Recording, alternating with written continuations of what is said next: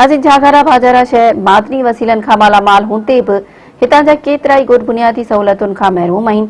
निजी कंपनी तरफ़ां अरबे रुपयनि जे गैस ऐं तेल कढण बावजूद हितां जा मारूअड़ा बुखो काटण ते मजबूर आहिनि।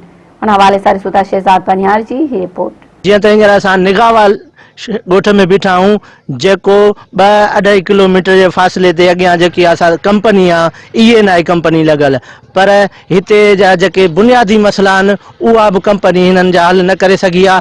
अचो त वधीक ॻोठाणनि खां हाल अहवाल वठूं था, उहे उन्हनि जो छा चवणु आहे। जीअं त इहा नाहे कंपनी ने असांखे को रोड ॾिनो आहे न रस्तो ॾिनो आहे। जॾहिं का बरसाति पवंदी आहे त असां तमामु ॾाढी ॾुखियाई सां हली चरी पी सघूं था, छो जो रस्तो को बि कोन्हे। असां इहा इन कंपनीअ खे गुज़ारिश कंदासीं त असांखे महिरबानी करे रोड मिलनि। तालबो आहे त असांखे स्कूल बि असांखे मिले। असांजा नंढड़ा वीचारा हितां खां वठी उहो जहांगरनि सूधो वञनि था, न का सवारी आहे न ॿी आहे। उन लाइ त महिरबानी करे असांखे हिकु स्कूल बि मिली वञे। दुकान ही एतिरो सॼो गैस असांजी जहिड़ी नंढी गैस जी हले पई असांजे ॻोठ खां अॼु ॾींहं ताणी न मिलियो आहे, न बिजली मिली आहे, न गैस मिलियो आहे।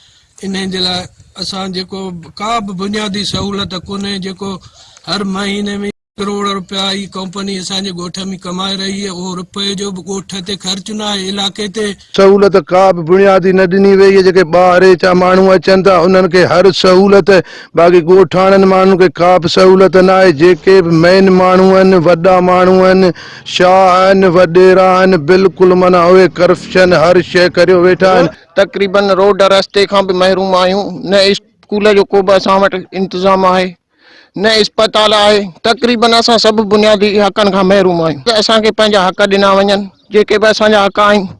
तक़रीबन स्कूल आहे या अस्पताल आहे, कॉलेज आहे, कुझु बि का बि शइ असांखे न गवर्नमेंट जे तरफ़ों मिली आहे, न ई कंपनी जे तरफ़ों मिली आहे। कंपनी बि असांखे तक़रीबन 2-2.5 किलोमीटर जे फ़ासिले ते आहे, पर उन जे बावजूद बि असांखे का बि शइ सहूलियत न आहे मिली। नाज़रीन, जीअं त हींअर असां निगाहवाल में मौजूदु आहियूं, जिते तव्हां ॻोठाणनि जा वीचार ॿुधा, जिन दायो आहे त असांखे हिते बुनियादी सहूलियतूं, रोड, रस्ता, अस्पताल ऐं स्कूल ॾिना वञनि।